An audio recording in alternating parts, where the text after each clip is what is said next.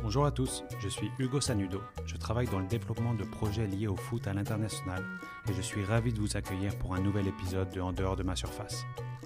En dehors de ma surface est le premier podcast où l'on discute foot, voyages, rencontres et expériences de vie avec des acteurs du football. Aujourd'hui, notre invité est Régis Laguesse, qui occupe depuis 10 ans le poste de directeur de l'académie du tout-puissant Mazembe, en République démocratique du Congo. Régis nous parle de l'Afrique, de son Afrique et du foot africain qu'il connaît si bien. Il nous plonge dans son aventure avec Jean-Marc Guillou, lorsqu'il était formateur dans sa fameuse académie en Côte d'Ivoire, et nous explique comment cette aventure les a emmenés en D1 belge, à Beveren. Son travail en tant que consultant pour l'académie de Clermont Foot nous permet de nous partager sa vision du rôle du formateur, que ce soit en France ou en Afrique. Régis a un parcours fascinant. Joueur au SCO d'Angers durant la fameuse époque du club début des années 70, lorsque l'équipe jouait un football total et remplissait les stades dans toute la France. Cette expérience ancrée en lui l'a amené à faire la rencontre de Jean-Marc Guillou, joueur emblématique de cette équipe. Lorsque des années plus tard, en 1996, leurs routes se sont recroisées, Jean-Marc avait déjà créé son académie à Abidjan et avait besoin d'un entraîneur formateur sur place. En quelques années, l'académie devient la référence en Afrique. Le pari est réussi. Les meilleurs joueurs du pays, voire du continent africain, y sont formés. Yaya Touré, Salomon Kalou, Gervinho pour ne citer que. Les chiffres sont édifiants. En 3 générations seulement, 83% des jeunes recrutés à l'âge de 12 ans par l'académie sont devenus pros. Durant notre échange, Régis n'hésite pas à nous livrer le secret de cette incroyable réussite. Bonne écoute. Bonjour Régis Laguesse, comment vas-tu ? Bonjour Hugo, ça va bien. Ouais. Merci beaucoup de m'accueillir chez toi, ici à Clermont. Ou en tout cas, c'est un de tes chez toi. Un des chez moi. Parce que, oui, on va voir que tu vis entre Clermont et Lubumbashi, en République démocratique du Congo. Voilà. On va parler de ce voyage qui a commencé en 96, Oui. Quasiment à 50 ans. Quasiment. Et là, c'est vrai que, je ne sais pas, tu le savais à ce moment-là que tu partais et que... À la limite, pour l'anecdote, le drôle, c'est que je rêvais de Finlande, de Norvège, de pays froids. J'avais même contacté Saint-Pierre-et-Miquelon et j'avais reçu un courrier. C'était c'était plus qu'un fantasme, c'était une grande envie et j'étais presque parti là-bas. Avant que Jean-Marc m'appelle, j'ai retrouvé d'ailleurs les enveloppes et les courriers, c'est marrant. Et je me retrouve évidemment en Côte d'Ivoire. Et en Afrique, j'y suis resté. Okay. Donc, sans trop te poser de questions non plus. Tu n'as pas eu des craintes ou non. Dans quelle optique tu t'es arrivé à Abidjan ? Non, j'ai pas eu peur. La peur n'évite pas le danger, donc de toute façon, ça ne sert pas à grand-chose. J'avais pas une position en France, j'ai pas laissé non plus. J'étais pas PDG d'une grande entreprise, rien du tout. Je suis parti avec ma famille.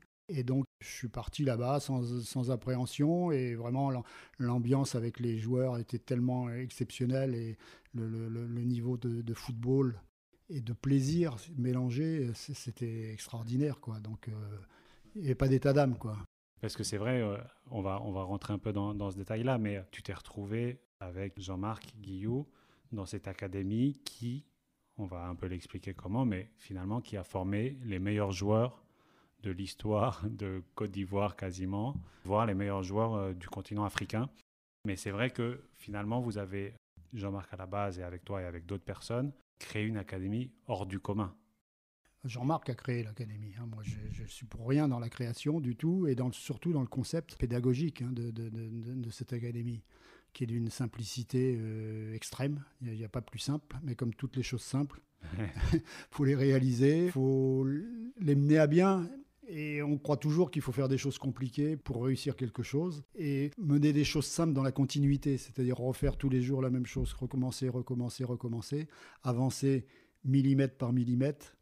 C'est bien plus compliqué que de faire des théories, d'en changer, d'en faire des nouvelles et ainsi de suite, d'avoir l'opiniâtreté. Et ça, s'il y a quelque chose qu'on ne peut pas reprocher à Jean-Marc, c'est bien l'opiniâtreté et la volonté exacerbée d'arriver à ce à quoi il veut. Ça, c'est vraiment extraordinaire, quoi. Parce que quand tu te lances dans une académie où la première génération de joueurs qu'il a recrutés, c'était des enfants de 12 ans. Oui, 12-13 ans, oui, à peu près, puisque c'était en 94 et les joueurs étaient globalement les plus vieux de 80, donc 14 ans. Et beaucoup 81, 82, 83. C'était entre 80 et 83, donc ils avaient entre 11 et 14 ans. Et lui, il disait quoi? Il disait, si on fait cette méthodologie, on va former des joueurs internationaux, ou il avait ça comme objectif, il le disait? Il disait rien, et quand on arrivait à parler dans les folles soirées, parce que pour parler, on a parlé. Hein, avec Jean-Marc, tu parles de football. Alors quand il y avait, pour peu qu'il y ait Jean-Marc, Arsène Wenger, Roland Chebel, Titou Larouille, le jour, la nuit, le lendemain, que de ça. Et ainsi de suite. Hein, oui, à parler que de football et tout ce qu'il y a autour, quoi. Jean-Marc, c'était, de toute façon, tu étais obligé d'être champion du monde, quoi. Et je crois que c'était pas utopique. C'était pas utopique dans l'absolu. Si, après, évidemment, il y a des aléas de parcours qui détournent y compris les grands fleuves et et qui font que on n'arrive pas forcément au but parce qu'il n'y a pas l'alignement des planètes. Jean-Marc a des qualités énormes, et il a un peu aussi, c'est normal, le défaut de ses qualités. C'est l'inverse de moi, j'ai beaucoup de défauts, et puis avec les quelques qualités dans mes défauts, qui ont fait qu'il y a eu au début des petits problèmes qui se sont amplifiés, et qui ont fait que, hélas, cette génération aurait pu. Il y a quand même eu 83% de réussite sur les 3 promotions, puisque ça s'est arrêté à 3. C'était aussi une des raisons pour lesquelles il n'y a pas eu de championnat du monde et il n'y a pas eu de tout ça. 83% de joueurs formés dans l'académie sont devenus professionnels. Oui. Et sont devenus professionnels, pas en National 2 et tout. Quand on parle de professionnels, je dirais au plus bas en championnat de première division belge, au plus bas. Et alors après, Paris Saint-Germain, l'OM, Barça, Tottenham, oui, Manchester City, Arsenal, et ainsi de suite. Hein. Parce que si on cite quelques noms pour ceux qui ne connaissent pas bien toute cette académie, c'est là où a été formé, comme tu disais tout à l'heure, mais Gervinho, Salomon Kalou. Voilà, c'est la 3e promotion, c'était les derniers sortis. Yaya Touré, Kolo Touré, Eboué, Yapi Yapo, Maestro, voilà, Bakikone, Haruna Dindan. J'en oublie beaucoup, hein, Chico Tiene, c'est vraiment exceptionnel, quoi. Et après aussi, c'est que l'académie a ouvert ses portes dans d'autres pays, et ça a marché partout où ils ont mis en place cette méthodologie. La méthode, elle marche partout, à condition de laisser du temps, à condition d'être extrêmement rigoureux et à la fois très dur avec les joueurs. Il faut les aimer, comme disait Jean-Marc tout le temps, comme dit toujours Jean-Marc, je pense. Il faut les aimer, absolument, et demander beaucoup. Et puis après, la méthode, c'est une sélection drastique, hein, évidemment, puisque le jeu consiste à prendre des joueurs et les avoir le plus longtemps possible, pour ne pas perdre un joueur que tu gardes 3 ans, tu mets 3 ou 4 ans à t'apercevoir que finalement, c'est pas le bon. Ça ne l'aide pas beaucoup, lui, et ça n'aide pas ceux que tu n'as pas pris en lieu et place, quoi. Donc... mais il y a quand même l'avantage de la simplicité, à la fois dans le recrutement, dans la détection, le recrutement. 2 plots de chaque côté, 4 joueurs contre 4, allez-y jouer. Plus simple, pas pratique. Hein, il n'y a pas besoin de tests dans tous les genres et tout ça. Et vu les résultats, c'est quand même pas si mal. Et je suis là pour affirmer que ça marche aussi ailleurs, quand c'est fait aussi consciencieusement et avec de la continuité. Ce qui a manqué à Jean-Marc notamment, c'était le temps. Alors, il y a eu le problème aussi, c'est que ces joueurs ont été vite bloqués par le niveau ivoirien, par le niveau local. Ce qui est aussi, et 20 ans après, ça n'a pas vraiment changé. On a le même problème, on retrouve les mêmes problèmes à la sortie de l'académie. Quoi qu'en pensent beaucoup de gens bien intentionnés, oui, c'est vrai que ce serait idéal qu'ils puissent trouver leur place sur le continent pour des tas de raisons, sportives, sociales, politiques, sociétales. Évidemment, c'est l'idéal, mais il faut donner les conditions. C'est bien gentil, tu te retrouves. Nous, on est à Mazembe. Mazembe, si les joueurs continuent à jouer là, ils sont tout seuls, parce que le championnat ne va pas être extrêmement intéressant. Donc très vite, ils vont plus progresser. S'il y a pas plus, tu progresses dans la vie en jouant contre plus fort que toi, ou en jouant ou en affrontant les plus forts que toi, quel que soit le milieu, le football ou autre chose. Après, tu avances plus, tu régresses. hein. Et pour l'instant, il n'y a pas un championnat, hormis l'Afrique du Sud et puis les pays du Maghreb, en Afrique noire, subtropicale, subsaharienne, pardon, il y a pas il y a des équipes, une équipe donc qui joue la Champions League ou la Coupe Africa, mais sorti de là, il n'y a pas aucun des championnats locaux qui n'est suffisamment élevé pour faire progresser les joueurs, à la fois footballistiquement, sportivement, et également socialement, quoi, qui leur apporte suffisamment pour construire sa vie, quoi. En Côte d'Ivoire, mais même en ce moment en RDC, comment tu fais pour tous ces jeunes qui viennent dans l'académie et qui rêvent de jouer en Europe? Toi, tu sais très bien qu'il y en a très peu, ou voire pas, mais très peu qui vont réussir à atteindre ce rêve. C'est moralement et mentalement très compliqué, honnêtement. Alors on peut toujours dire, bon, je viens là pour 3 ans, je fais 3 ans, je fais le mieux possible et puis après je rentre chez moi. Voilà, ça n'a jamais été ma ligne de vie, hein, ou alors je faisais autre chose, quoi, une fois que la passade, que j'avais fini de faire ce que j'avais envie de faire. Mais ça, je l'ai fait pour vendre des frites ou des raquettes de tennis, mais pas avec des êtres humains et pas avec des jeunes, hein, d'où qu'ils soient. Donc c'est compliqué parce que c'est tout à fait vrai. Tu commences en te disant il y aura plus d'échecs que de réussites, c'est quasiment certain. Hélas, non pas par même si tous les joueurs sont capables, il n'y a pas du débouché pour tout le monde. C'est pas possible. Dans l'état actuel des choses, c'est pas possible. Aujourd'hui, je confirme, je maintiens, bon, ça n'engage que moi, le talent footballistique, il est en Afrique. En Amérique du Sud, vraisemblablement aussi. Je connais moins, bien que je connais les joueurs qui arrivent de là-bas, mais en Afrique, il y a du talent partout. Mais aujourd'hui, combien de joueurs, hormis chez Jean-Marc, hein, avec Vincent Dufour, qui maintenant ont une aura et ont fait les choses avec de la difficulté à beaucoup de moments, mais maintenant commencent à avoir une telle réputation et tout que les joueurs peuvent sortir, espérer sortir. Et parce que aussi, des années d'expérience et de travail, il faut qu'ils ont les bons contacts aussi en Europe. Le tout, c'est d'amorcer la pompe, hein, comme dans beaucoup de choses. Après, c'est vraiment eux, ils ont les possibilités de faire sortir les joueurs, même si c'est encore difficile maintenant.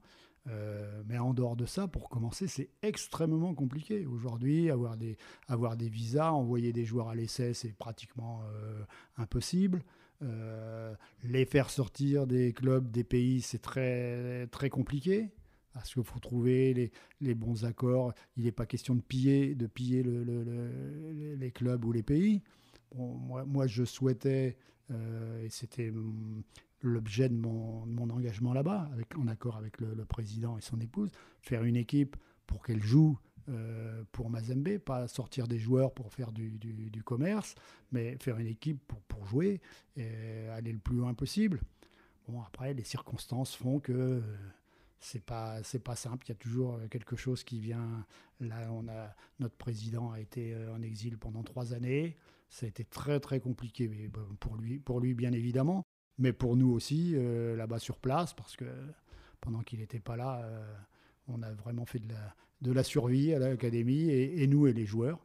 Hein, et on a tenté de survivre comme on pouvait. Et ça a créé des dégâts considérables, difficiles à rattraper, parce que dans le foot comme ailleurs, mais plus qu'ailleurs, je pense, parce que peut-être que tu peux t'arrêter de jouer dans un orchestre, mais tu continues à jouer du piano tout seul, et le jour où tu retrouves l'orchestre, ça peut aller. Au foot, quand tu perds 2 ans, 2 ans sans jouer, pratiquement, sans jouer à ton niveau et au-dessus, c'est très compliqué de redémarrer et de reprendre après. Comme tu reprends pas très bien, on dit ah bah voilà, c'est parce qu'il était pas bon. Il était bon il y a 2 ans, mais si vous laissez 2 ans un joueur sans jouer, c'est compliqué pour retrouver le niveau et le dépasser. Justement, j'en parlais avec Ludovic Debrue, qui est à la Fédération des TN adjoints, qui s'occupe des projets de la FFF à l'international. Il me disait que le savoir-faire français, il est surtout dans cette transmission d'informations continue depuis 40 ans, ou depuis 50 ans, depuis Georges Boulogne. Et que depuis, il n'y a jamais eu de rupture dans cette transmission d'informations. Dans les fédérations africaine, il se peut, et même peut-être dans les clubs, qu'il y ait des ruptures. Et ces ruptures, c'est très difficile à combler en fait. C'est vrai. C'est vrai parce que très souvent, les clubs sont les émanations d'une personne qui, pour des raisons X, soit homme d'affaires, soit homme politique, ont des bons moments et des moins bons moments. Donc le club vive un peu les hauts et les bas, les mêmes. Et donc ça n'aide pas à la continuité, ça c'est clair. Ça n'aide pas à la continuité. À côté de ça, il y a un vivier énorme, mais on fait que des demi-projets, quoi, parce qu'on arrête, il faut recommencer, on recommence, c'est plus forcément les mêmes joueurs, on recommence. Bon, si 3 ans, 4 ans, 5 ans, 6 ans après, il y a encore un problème, qu'il soit politique, économique, voilà, revers de fortune ou tout ce qu'on veut, ça complique effectivement sérieusement les choses. Surtout nous, dans le mode d'académie que fait Jean-Marc et que j'ai repris évidemment intégralement, tout est pris en charge. Donc, c'est-à-dire qu'à partir du moment où on sélectionne un joueur, comme avec Jean-Marc, on envoie chaque année entre 4 000 et 6 000 uniquement sur la ville de Lubumbashi pour en garder 14. Donc si y a rupture au bout d'un moment, il faut recommencer et c'est compliqué. Et ces 14-là, ils sont pris en charge totalement, donc scolairement parlant, nourriture, logement, habillé, et ainsi de suite, quoi. Donc c'est compliqué de redémarrer à chaque fois. Bien sûr, c'est ça. C'est un des gros problèmes pour faire émerger ces talents, quoi. Mais il y a un point là dans ton expérience en ce moment en RDC, et il y a une continuité, c'est toi. Ça fait plus de 10 ans que tu es dans cette académie-là, et c'est unique, non, d'une personne qui soit restée aussi longtemps. Je ne pense pas qu'il y en ait beaucoup, quoi. Unique, je ne peux pas l'affirmer, j'en sais rien, mais il y a sûrement 12 ans à RDC, dont 10 ans dans le même club à la formation. Je ne pense pas qu'il y en ait beaucoup. Et comment tu analyses ça, cette volonté et cette énergie que tu as pu mettre et que tu mets dans cette académie? Je pense qu'il faut, quand on commence quelque chose, qu'on aime les gens, qu'on aime les joueurs qui sont là. Je ne sais pas comment on fait pour arrêter d'aimer les gens, moi. Donc il y a peut-être des moyens, j'ai dû rater le cours, je ne sais pas. Donc je ne peux pas me détacher, je ne peux pas dire... non, souvent, on sort de l'académie, les joueurs sortent de l'académie, ils vont dans le club suivant, que ce soit Don Bosco, Mazembe, et ainsi de suite. Et on me dit, mais coach, maintenant, c'est plus vos joueurs et tout. Je dis, comment c'est plus vos joueurs? Je dis, vos enfants, quand ils quittent de chez vous pour aller travailler, c'est plus vos enfants. Alors, c'est pas les enfants au sens biologique du terme. Mais je vois pas comment on peut vivre 10 ans avec des gens, avec tout ce que ça peut recouvrir en Afrique, hein, dans les pays comme ça. C'est-à-dire que les deuils, les maladies, les blessures, les trucs... tous les problèmes de la vie, tous les aléas de la vie, on les prend à 100%, hein, parce que qui est là pour aider, pour renseigner, pour accourir dès qu'il y a un problème important, et il y en a. Hein, c'est nous, et c'est logique, ou autrement, on n'est pas là-bas, ou autrement, on ne peut pas être fonctionnaire dans ce genre de... Enfin, je ne sais pas si on peut dire ça aujourd'hui, il faut se méfier. Non, ça va, celui-là, ça passe encore, ça. Oui, c'est une expression. Ouais, ça passe et encore. ça n'encadre pas tout le monde. Voilà. C'est important aujourd'hui de bien préciser. Tu vois, comme je te disais avant, je ne suis pas journaliste, donc on est en train de tout mélanger, mais c'est l'idée de cette discussion. Donc on va continuer à faire des allers-retours entre la Côte d'Ivoire, la RDC. Mais aujourd'hui, tu es aussi en parallèle de ton rôle de directeur de l'académie du TP Mazembe à Lubumbashi. Tu travailles aussi à Clermont dans la préformation. Tu les aides, tu fais du conseil. Voilà. Conseil pour l'équipe qui vient ce club qui vient de monter en première division.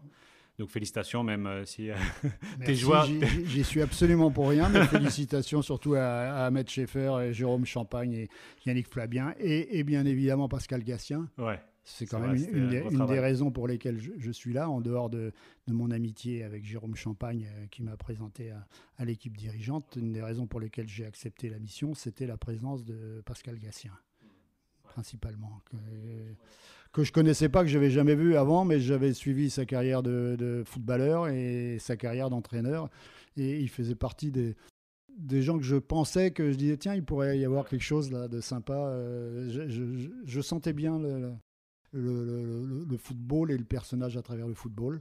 Et je pense que je ne me suis pas trompé. Ouais, et on voit qu'il y a du gros travail depuis quelques années et qui porte ses fruits. Mais ma question, c'est pour continuer à parler de l'international, c'est aujourd'hui, tu as un peu, donc tu vis quasiment un mois sur deux en France et l'autre mois en RDC, Oui.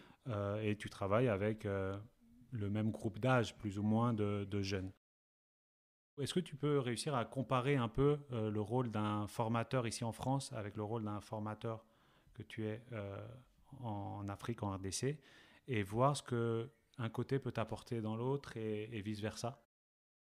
Alors, voir ce qu'un côté peut apporter dans l'autre, peut-être. Même rôle, alors pas du tout, quoi. C'est aux antipodes. Il y a un endroit où tu es 20 heures sur 24, et encore, si pas 24 sur 24. En Afrique, je débranche jamais le téléphone. Il peut y avoir quelque chose peut se passer à n'importe quelle heure du jour et de la nuit. Quand je suis ici pendant un mois, quand même, à minuit, je coupe jusqu'à 6 heures le lendemain matin, parce qu'il y a quand même peu de chances qu'il y ait des problèmes à ce niveau-là. C'est très, très différent. C'est vraiment très, très différent. Il faudrait vraiment une interpénétration des personnes. D'ailleurs, on l'a fait avec Clermont, hein, à l'instigation de Jérôme Champagne. Il y a 3 éducateurs qui sont venus à Lubumbashi pendant 10 jours, sont venus voir comment ça se passait, le niveau des joueurs et les entraînements. Je pense qu'ils en sont revenus transformés. Qu'est-ce que tu crois que ça a pu leur apporter? Beaucoup de frustration quand ils reviennent ici. Ah ouais. Je pense, hein, Ouais. parce que évidemment, ils n'ont qu'un rêve, c'est de pouvoir faire la même chose. C'est de pouvoir faire la même chose, et ils sont pas dans les mêmes conditions. Ils ont pas, il y a pas les mêmes. D'abord, ils ont ici pratiquement tous enfin c'est pas pratiquement, ils ont tous un travail à côté. Ouais. Tu as les joueurs, quand tout va bien, tu les as 3 fois 1h30 par semaine, alors que nous, on a 3 fois 1h30 par jour sur le terrain. Donc, c'est complètement en plus. Tu prends les mêmes joueurs, entre 12 et 18 ans. Tu fais l'entraînement, tu ne t'occupes pas de savoir s'ils ont 12 ans ou s'ils ont 18 ans. Hein. Bon, tu t'en occupes parce que tu le vois, faut faire des choses mais ça se fait naturellement, quoi. Donc, on n'est pas sectériorisé comme ici, telle heure, attention, toc, c'est l'heure, il faut laisser mon demi-terrain pour que les U8 puissent remplacer les U7, et ainsi de suite, quoi. C'est beaucoup plus... Et puis, une qualité, un talent... vraiment énorme, quoi, énorme. Alors ici, j'ai quand même la bonne surprise, et ça me rassure sur ces derniers mois de voir des joueurs qui ont du talent, de trouver des joueurs qui ont du talent. Après, il est plus difficile à faire prospérer ici, quoi. Parce que ce qui fait beaucoup progresser dans le football et dans le reste, c'est que les meilleurs, entre eux, se conforment, s'affrontent et se confortent quotidiennement, quoi. C'est évidemment, quand si tu fais le 100 mètres, où tu as 10 mecs qui font le 100 mètres dans le même team en 10 secondes, c'est pas pareil que quand on a un qui le fait en 10 et 6 qui le font en 17 secondes, quoi. Pour progresser, c'est quand même beaucoup plus compliqué. Et ce principe, il est vrai dans le sport, il est vrai dans la musique, il est vrai dans toute activité. Et donc là, c'est beaucoup plus compliqué. Il faudrait beaucoup de changements, beaucoup de changements. Les changements ne sont pas compliqués. C'est les modes de fonctionnement qui sont difficiles à changer. On a du mal en France à changer le mode de fonctionnement. On voit bien sur les 2 années qui viennent de se passer avec la Covid. Dès qu'on change un petit peu quelque chose dans l'alignement des jours, ça c'est la révolution. Et tu as aussi cette histoire-là que ici, on va toujours te dire, ouais, non, mais nous, on est champions du monde, ou non, nous, on est les meilleurs, on a les meilleurs joueurs du monde, donc qu'est-ce que tu viens de nous apprendre avec ta méthodologie? Absolument. Oui, tout à fait. Ça, c'est aussi assez franco-français. Bon, on est champion du monde quand même, avec des joueurs, non seulement un ou deux jouent en France. Et puis, c'est un certain nombre d'élites, quoi, très peu. Hein.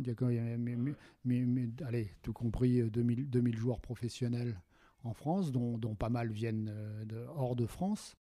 J'aime beaucoup la formation espagnole, la formation portugaise, qui sont en avance, Sur plus certains points. proche en avance, je sais pas.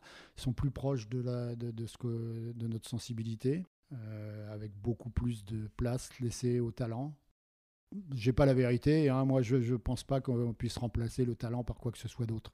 Alors ça suffit pas, par contre, je suis pas idiot non plus, hein. Le talent, si tu le laisses, si tu es feignant, si tu veux pas te fatiguer, si tout et tout, le talent il s'étiole et puis il n'est pas utilisé.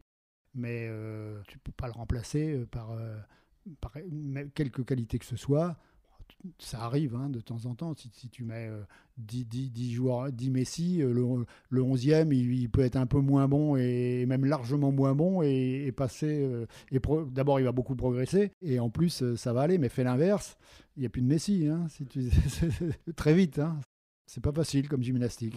Ouais, ça va être intéressant pour toi après avoir été tellement longtemps qu'en Afrique. Oui, c'est intéressant. De revenir ici. Je suis pas parti de ce principe-là, mais je le tiens maintenant depuis pas mal de temps. Tout est intéressant. Si c'est pas intéressant, faut pas que je fasse. J'ai pas de temps à perdre. Ça veut dire que cet échange, il est intéressant avec moi. Si tu l'acceptes, c'est que tu trouves ça intéressant. Si je suis encore là maintenant, oui. D'abord, si je l'ai accepté et après avoir écouté beaucoup d'autres podcasts et par les gens par qui ça m'était présenté, déjà de base, c'était déjà intéressant. Et si je suis toujours là à parler, peut-être à trop parler et pas forcément de façon très construite, oui, c'est que ça m'intéresse. et aussi, non, mais si on revient, la différence, c'est que en Afrique, tu as quand même, comme tu disais, tu as les joueurs 24 heures sur 24 à 12 ans dans une académie. Ici, c'est pas possible. Il y a deux choses pour moi qui sont totalement différentes. Il y a ça, de 12 ans, et il y a aussi ce qui se passe avant. C'est-à-dire qu'avant, la grande chance des enfants africains d'aujourd'hui, c'est que avant 12 ans, ils jouent au football tout seuls, partout. Ils ont la chance d'avoir un ballon et puis un petit bout de terrain. Ça se voit tout de suite, ça frappe aux yeux le fait Ça qu'ils jouent saute aux partout. yeux, oui, absolument. Oui. Ah oui, moi je passe des heures entières à m'arrêter. J'arrive, je vois des gamins en train de jouer, de préférence les gamins, les autres m'intéressent moins, c'est trop tard.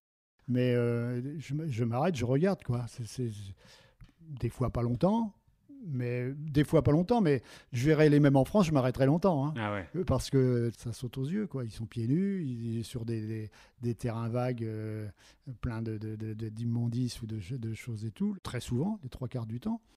Il y a de la qualité énorme et ils jouent tout seuls, donc ils sont bien meilleurs juges que n'importe qui d'adulte, quoi, qui va être là, qui va dire, qui est moins bon. Moi, je dis toujours, alors je parle de l'élite, là, hein, je parle vraiment des joueurs d'élite, quoi, des talents. Ces joueurs-là sont meilleurs que nous, dans l'absolu. Donc, moi, leur apprendre quoi? Pas grand-chose, mais leur donner la possibilité d'évoluer, de cadrer, de révéler. C'est le mot de Jean-Marc, on ne forme pas des talents, on les révèle. J'y crois beaucoup. Donc ça se sent, je veux dire, ça se met pas en équation, ça s'écrit pas. J'arrive pas à intégrer ça. C'est un grand défaut, ça, surtout ici, en France. En Afrique, ça ne me pose aucun problème. Non, la transmission orale, elle n'est pas problématique en Afrique du tout, hein. Ici, si tu t'appuies pas sur quelque chose de théorique. Ici, si tu fais pas 50 pages de polycope, non, c'est plus des polycopes maintenant, je sais plus quoi. Dans un dossier. Tu vois où je suis rendu, là. C'est vraiment grave, hein. Si tu fais pas tous des tableaux et tout, mais... Oui, c'est intéressant, je dis pas que c'est pas bien de savoir aujourd'hui, de savoir que dans 4 mois et demi, le mercredi à 16h30, tu travailleras tous les centres du pied droit. C'est sûrement intéressant et utile. J'ai beaucoup de mal à me fixer là-dessus, quoi. C'est un cadre, d'accord. Mais ce qui m'intéresse, c'est le ressenti, c'est ce que je vois, ce que je ressens des joueurs et comment on peut faire pour qu'ensemble, ils progressent, ils jouent. Ici, moi, et c'est l'habitude de tous les éducateurs, et c'est normal, c'est la manière dont ils sont formés.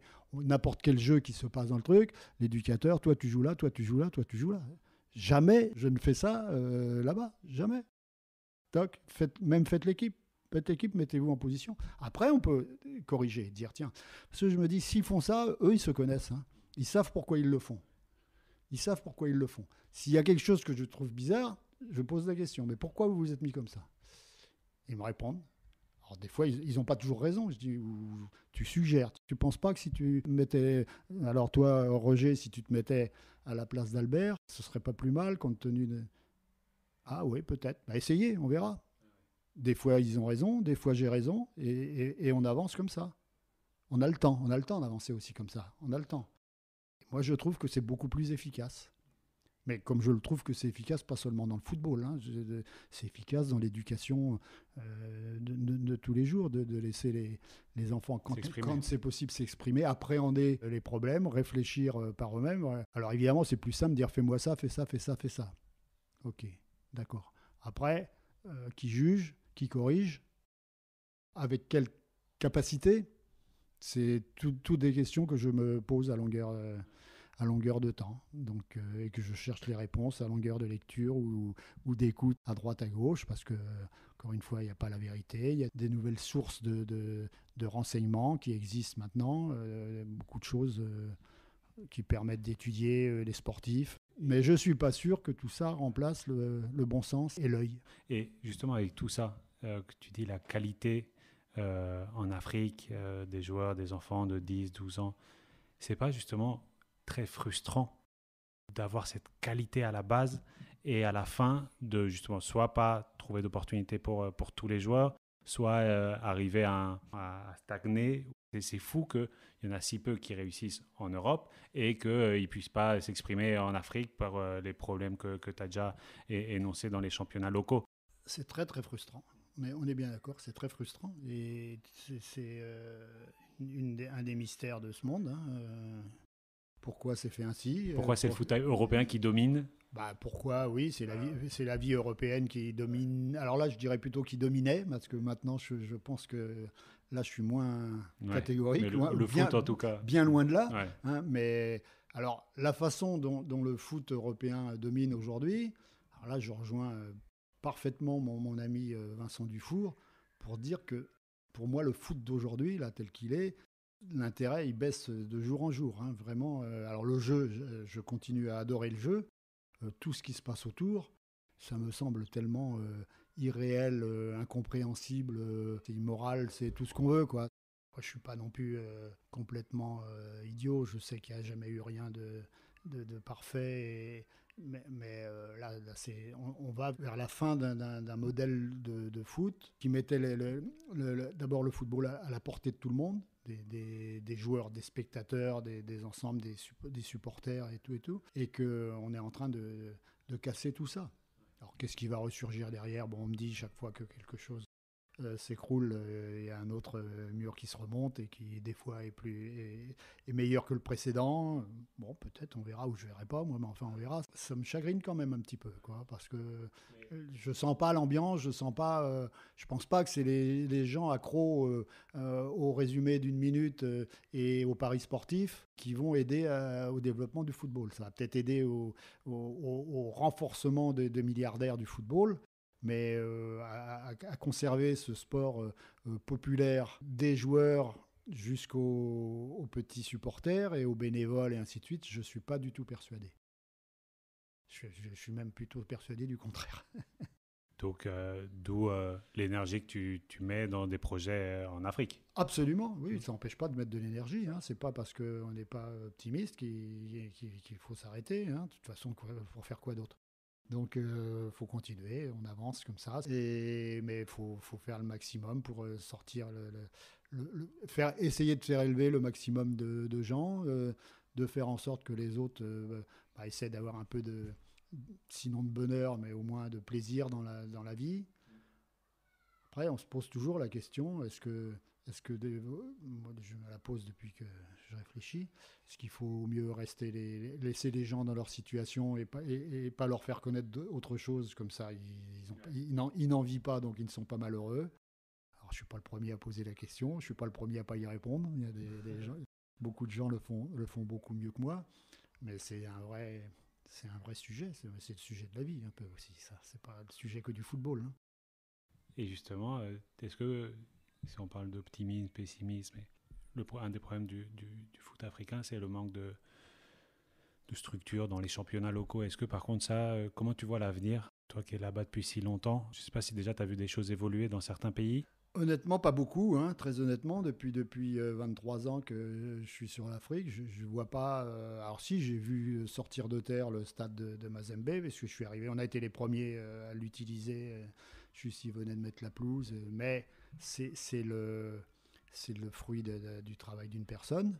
Globalement, alors encore une fois, je mets à part l'Afrique du Sud, qui est très structurée au niveau des infrastructures, tout ça. Il y a un très bon projet que je connais depuis peu au Bénin, avec, je pense, Jimmy Boko, pas aux commandes, mais dans le projet.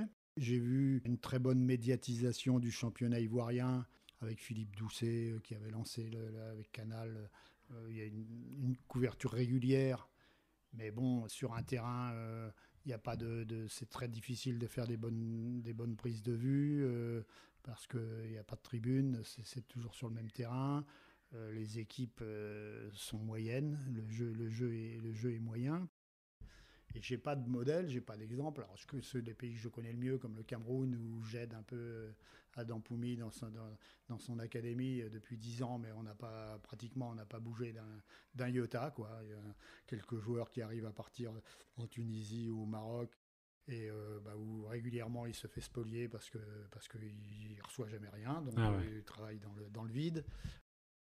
J'ai pas d'exemple vraiment où il y a un pays où je puis dire tiens, ça y est, c'est parti.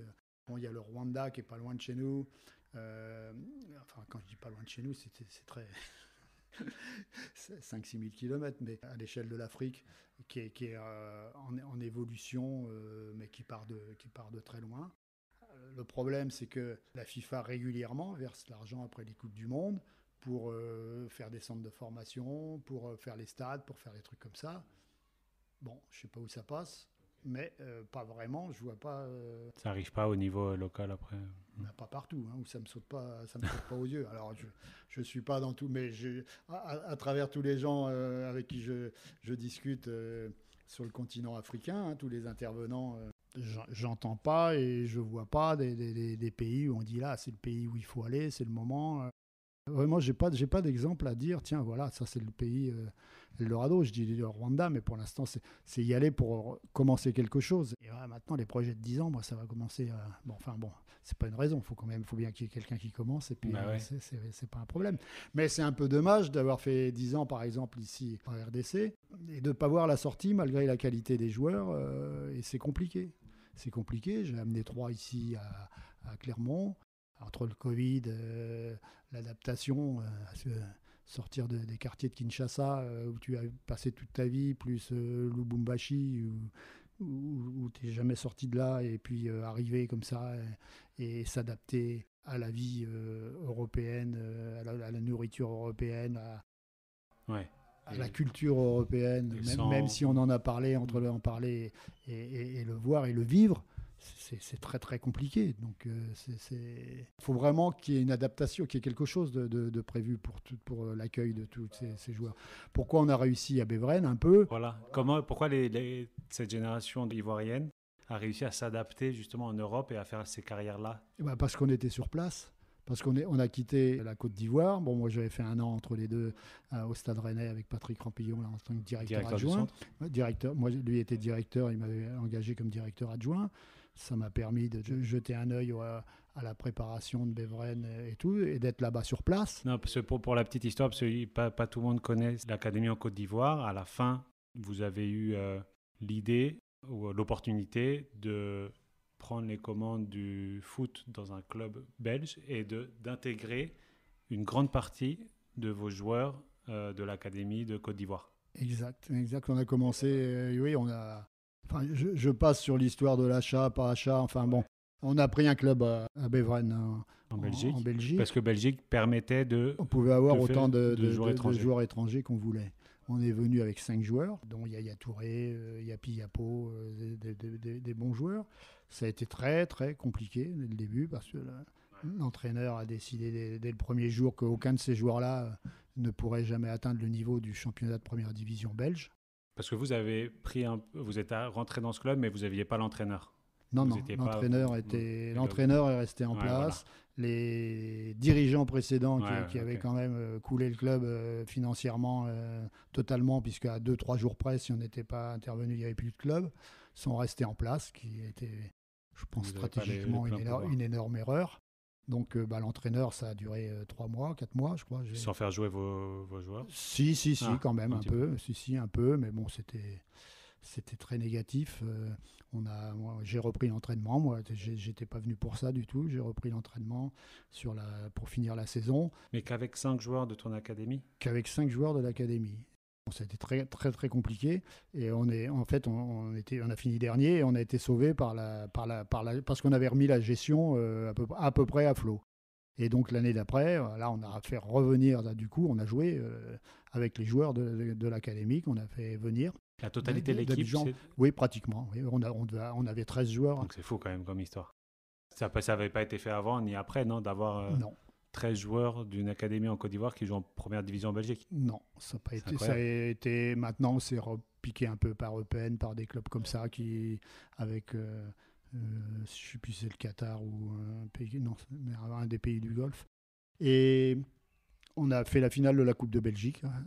Ensuite, on a battu Anderlecht qui était au top à ce moment-là en match aller-retour. Et on a fait la finale. C'était toi l'entraîneur ou non? Non. On avait engagé Herman Eleput, un entraîneur qui était au chômage, très humain, qui était avec Eddie De Baul. On a formé une équipe à la fois sportive et humaine, très, très, très, très intéressante, avec des gens qui aimaient le football, point final. Alors on a réglé tous les autres problèmes, parce qu'il y en avait quand même pas mal. Un Africain, il ne vit pas comme le Belge moyen ou comme le Français moyen, surtout quand ils sont comme ça en groupe détachés dans un pays où ils ne comprennent pas la langue et tout ça. C'était un peu drôle. Quand j'allais boire ma bière du soir et que je voyais les joueurs passer pour aller au night shop, chercher à manger, il était minuit et tout ça, c'était assez...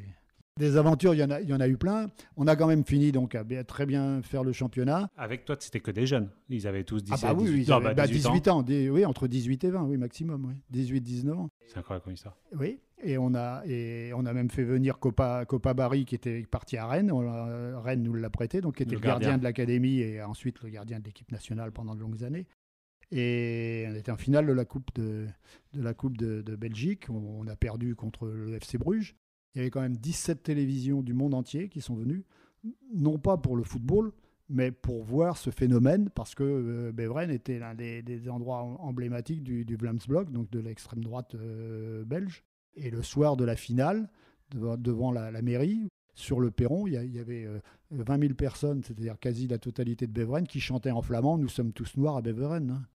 Le phénomène social était extraordinaire, quoi. C'était vraiment... Et là, tout le monde j'ai retrouvé à Lubumbashi des gens qui étaient en Belgique à ce moment-là, qui disaient « Ah, mais nous, on allait voir Beveren parce que c'était le meilleur football de Belgique. C'est Beveren qui jouait le meilleur football de Belgique. » On retrouvait Angers des années...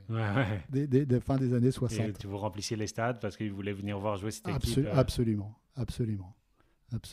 Et donc tu dis c'est une des raisons pour laquelle ces joueurs-là se sont bien adaptés en Europe, c'est qu'ils ont eu cette entrée tous ensemble dans un club belge et après à partir de là, c'était parti quoi. Alors d'autres se sont adaptés autrement parce que Harouna Dindad par exemple, qui est le premier qui était parti après le tournoi de Toulon, non c'est Zokora le premier qui est parti à Genk, qui à l'époque Genk c'était très très fort, hein, il jouait la Champions League.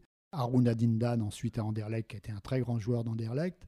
Et pourquoi la Belgique? Alors pourquoi la Belgique? C'est une très bonne question. Parce que c'est eux qui se sont présentés en disant voilà, nous on prend les joueurs, on vous paye. Ouais. Les clubs français, dont Monaco, qui avait quand même normalement droit à un joueur. Parce qu'ils avaient investi un peu au début. Même 3 années d'investissement. Donc c'est pas même si pour Monaco c'était pas énorme, c'était quand même ils avaient droit au premier. Ils ont même pas fait valoir leur droit au premier. Ce qui fait que les dernières années de l'académie d'Abidjan, de Jean-Marc, ont été financés par 11 amis de Jean-Marc qui ont chacun mis de l'argent dans l'affaire pour permettre d'aller au bout du projet, donc d'aller jusqu'à cette fameuse finale de la Coupe des Coupes contre l'Espérance de Tunis, là où l'académie a remplacé les joueurs de l'équipe pro qui avaient tous été transférés. Ça c'est fou, mais ça c'était avant Beveren. C'était juste avant Beveren. Juste avant, cette même équipe à peu près. Une année avant.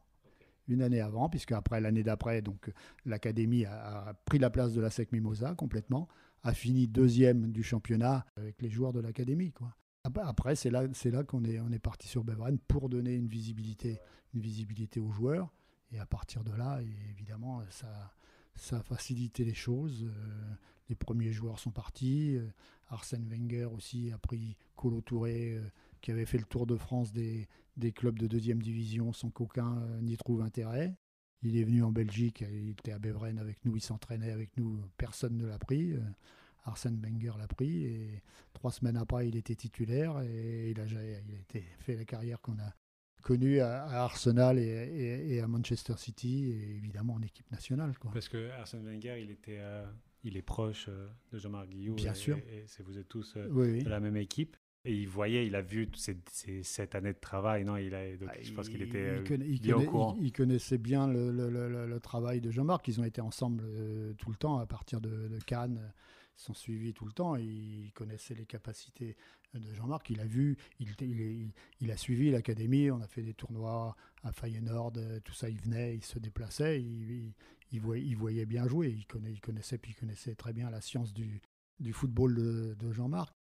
Et donc, il a suivi ça de près. Et quand il a pu, il a quand même pris Kolo Touré, Gervinho, il est allé, et Boué. Oui, c'est vrai qu'il a pris 3 à l'académie. Oui, pas en même temps, ouais. oui.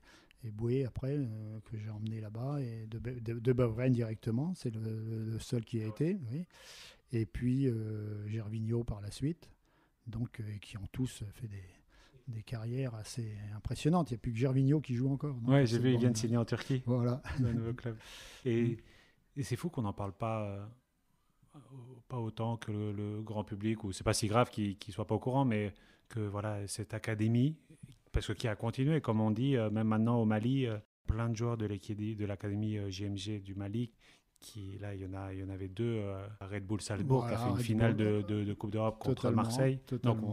Non, une demi-finale contre Marseille, qui ont été formés. Ils jouent en Angleterre.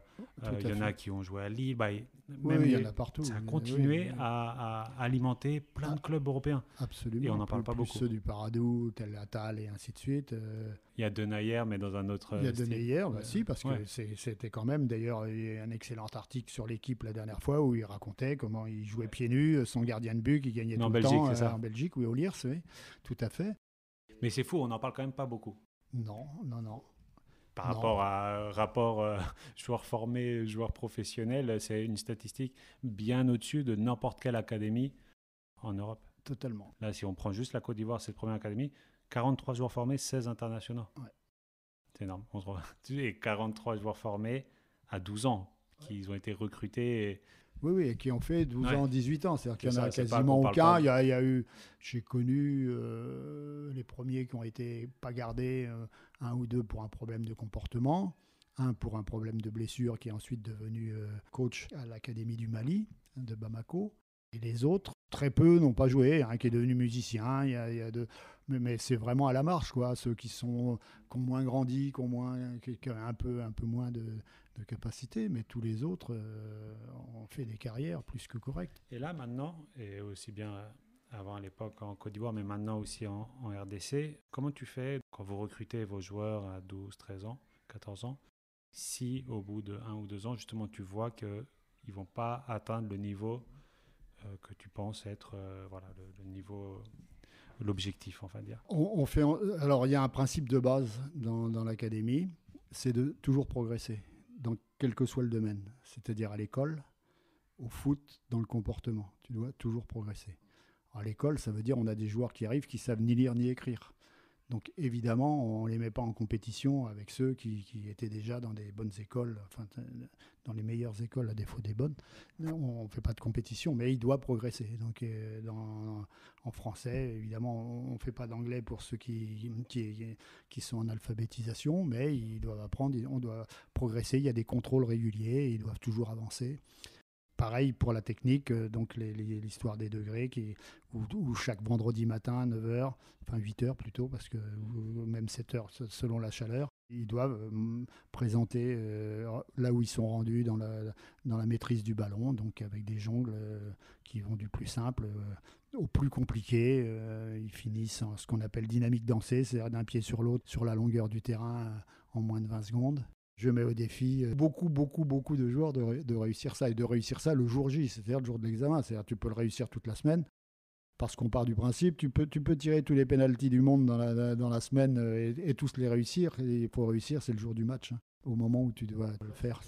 Donc mentalement, c'est dans le même état d'esprit. Tu vois, il y a tout ce qu'il faut, comme pour la compétition. Tu as l'émotion, la frustration quand tu ne réussis pas, et la satisfaction et l'explosion quand, depuis le temps que tu essayes de faire un enchaînement, c'est-à-dire une combinaison des 5-6 figures que tu dois faire pour passer au stade au-dessus.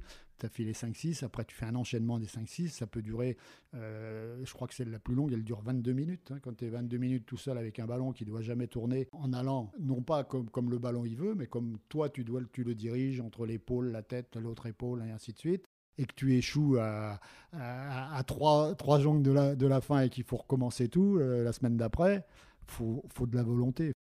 Donc on fait en sorte de ne pas se tromper. Le gros du travail, c'est dans la détection. On a un gros avantage, c'est qu'on n'a pas de problème. Je m'en excuse pour ceux qui se sentiraient visés ici à Clermont, mais on n'a pas de problème de parents. Tout le monde veut qu'ils rentrent à l'académie et on ne les voit pas, on les convoque une fois quand on est sûr qu'ils vont rester, c'est-à-dire au bout de 6 mois. Il y a 6 mois, en plus de trucs où on commence à 4000, 5000 et puis on rétrécit par l'entonnoir et on finit, on en amène une trentaine et puis on garde les 14 qu'on estime être les plus capables. Et ils savent que il y en a 5986 qui attendent de prendre la place.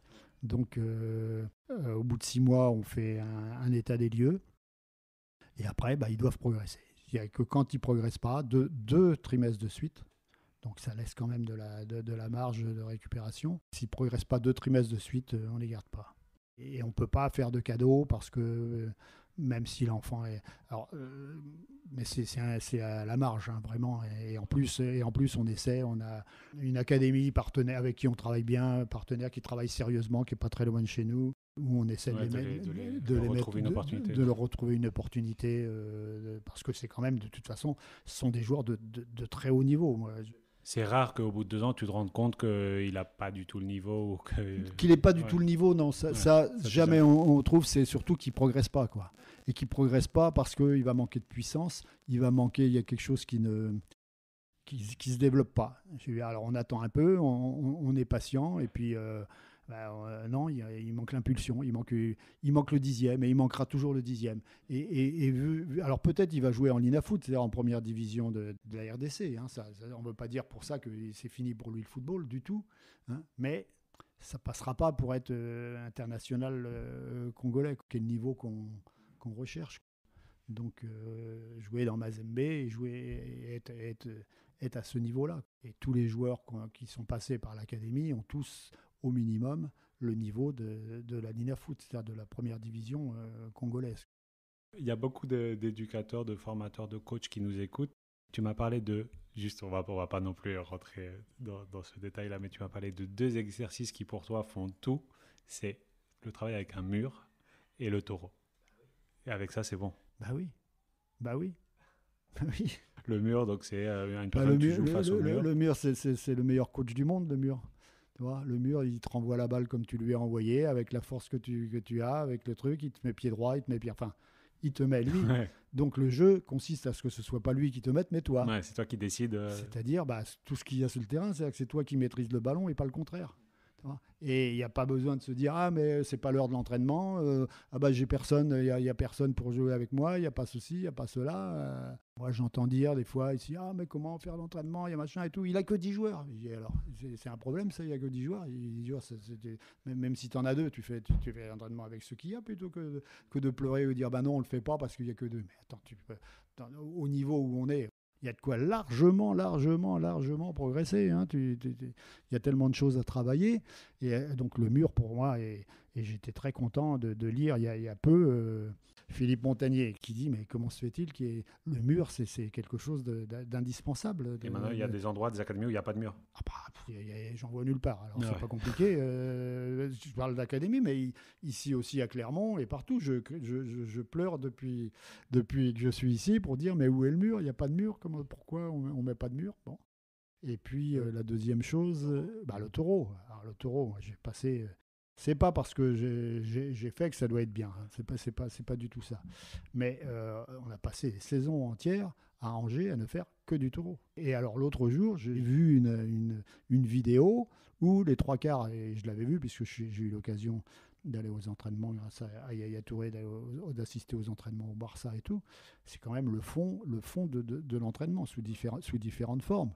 Évidemment, nous, France, taureau, on voit le truc se marrer avant l'entraînement, on est là, on se chambre un peu, on se moque et tout et tout. Mais nous, quand on fait un taureau, ça plaisante pas. Hein. Et c'est très difficile à corriger pour le coach parce qu'il faut savoir qui a fait la faute. On perd la balle, donc c'est l'équipe qui perd la balle. Il y a deux ou trois joueurs au milieu.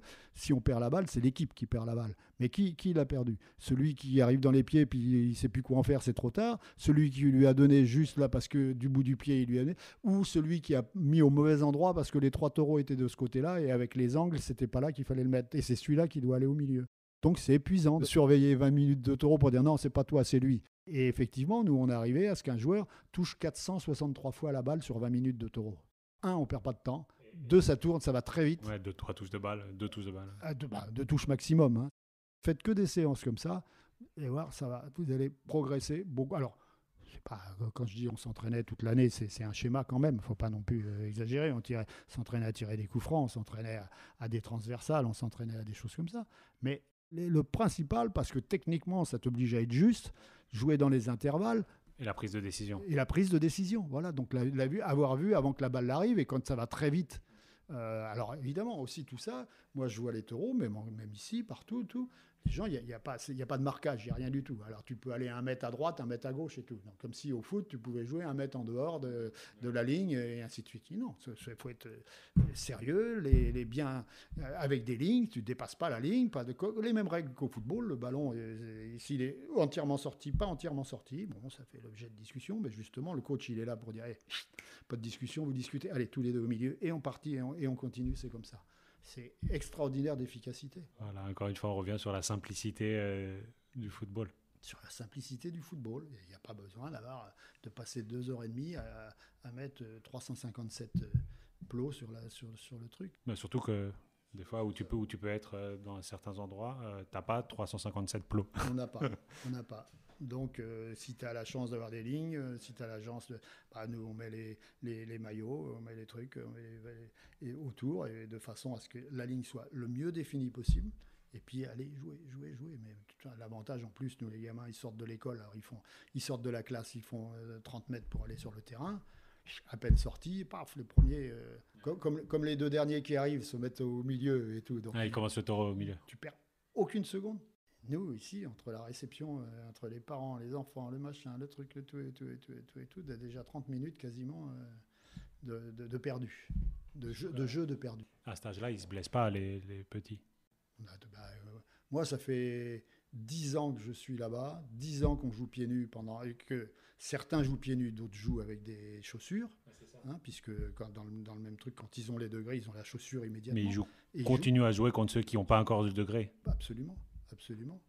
Et on n'a eu aucun blessé. On a des blessés, je veux dire, mais aucun blessé grave. J'ai pas eu une jambe cassée, on n'a pas eu... Et pas d'élongation parce qu'il ne s'est pas bien chauffé, parce qu'il a rentré, il a fait un taureau. Alors on est tranquille avec le temps quand même. Il fait rarement très froid. Mais non, parce qu'il s'échauffe en faisant le taureau. Bon, puis ils sont tellement habitués, puis il n'y a pas eu... ça fait pas 3 jours qu'ils n'ont pas joué au foot. Quand ils arrivent, ça fait 1 heure. À part le matin, et encore le matin, s'ils se lèvent de bonne heure, ils foncent sur le terrain et puis ils jouent.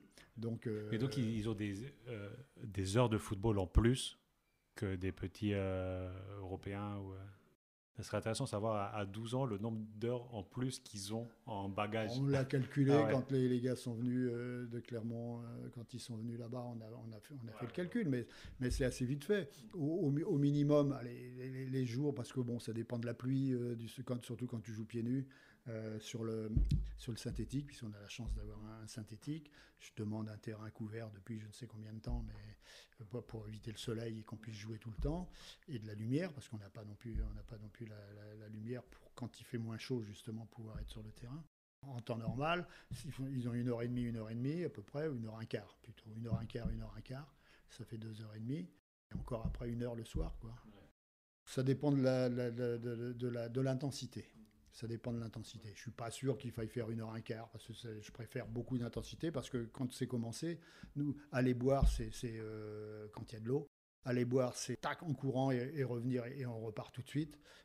On parle pas. Tout le reste de la journée pour discuter, se raconter sa vie et ainsi de suite. Hein, et tout en courant. Tu vas boire, tu vas en courant, tu reviens en courant, on repart. C'est tout le temps parce que c'est une habitude à prendre et que tu prends petit et que tu gardes tout le temps, que tu gardes après. Tout dans l'intensité, tout le temps.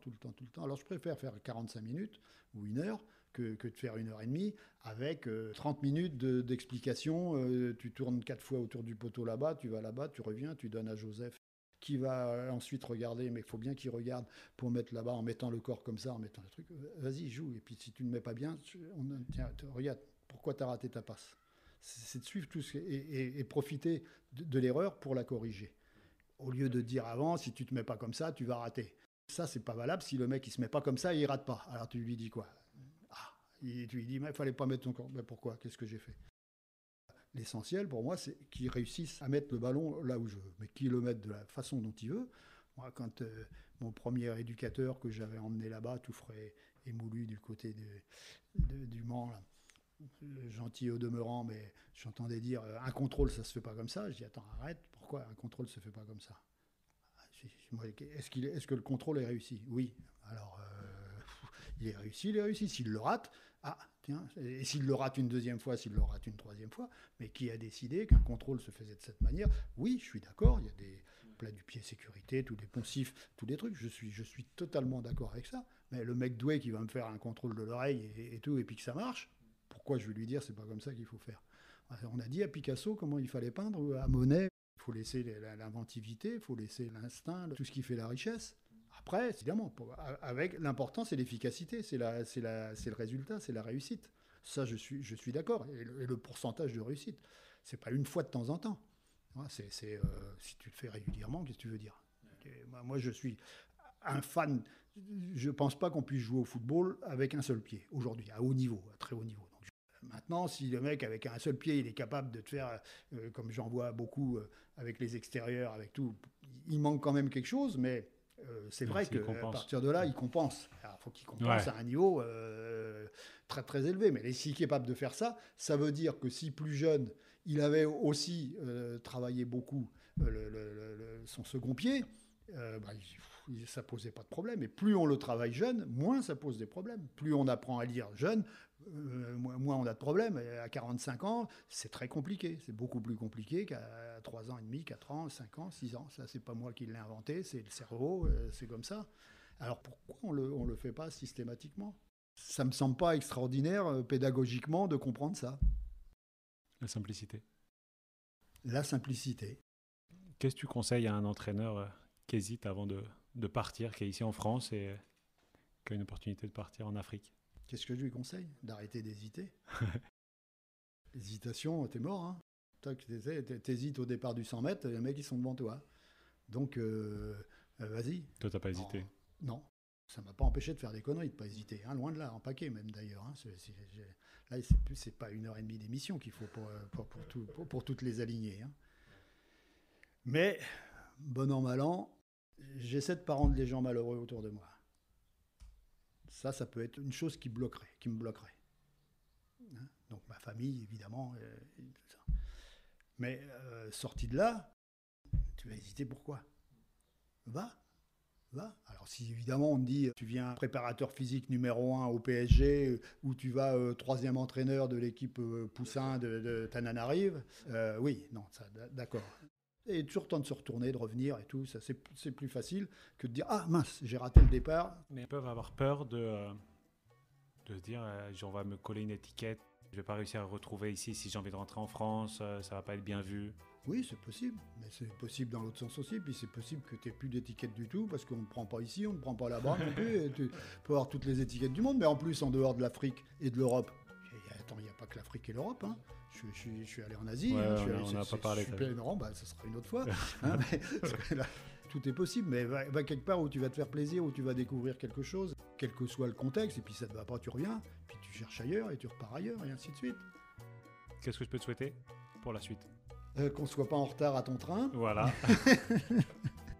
Merci beaucoup et à très bientôt, Régis. Merci pour ton temps et pour nous avoir fait voyager. C'est moi qui te remercie de t'être déplacé, Hugo. C'est toujours intéressant d'échanger avec des gens de qualité. Merci beaucoup. C'est moi. Au-delà de l'entraîneur et du formateur, j'ai eu la chance d'échanger avec une belle personne qui adore partager, échanger et faire des rencontres. Régis fait partie de ceux qui donnent sans compter, ce qu'il fait depuis plus de 20 ans avec les jeunes footballeurs en Afrique. Merci Régis pour ce moment de partage et cette journée passée ensemble. Voilà, vous venez d'écouter le 22e épisode de En dehors de ma surface. J'espère que vous avez aimé. Et si c'est le cas, n'hésitez pas à en parler autour de vous et à mettre 5 étoiles sur Apple Podcast. À bientôt!